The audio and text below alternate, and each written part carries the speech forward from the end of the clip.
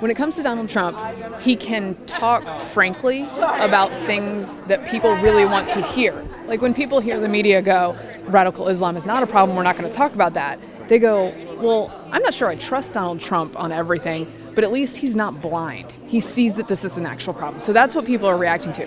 The problem with Donald Trump is that he does not study policy. He's not interested in it.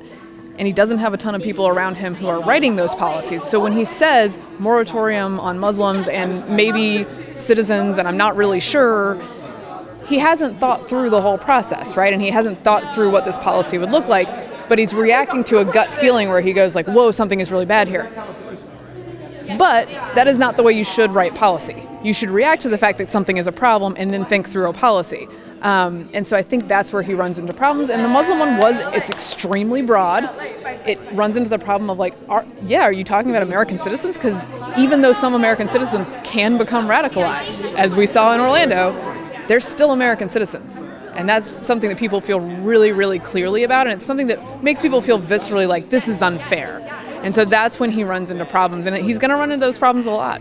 How well do you think Americans understand the difference between Islam and Islamism as a political conquesting global movement? Well, I think that this is an area where the media, unfortunately, because they are so politically correct, they want to pretend that the right is only talking about Islam. They refuse to recognize the differences, even though, by the way, way back in the day when George W. Bush first started talking about this, he was always making the distinction. And you will almost always hear Republican speakers and conservative speakers make the distinction. The media would prefer to pretend that we don't, and they don't actually want to have that discussion. And so I do think people on a gut level understand. I think our public servants and the media to some extent have decided they just don't want to talk about this anymore.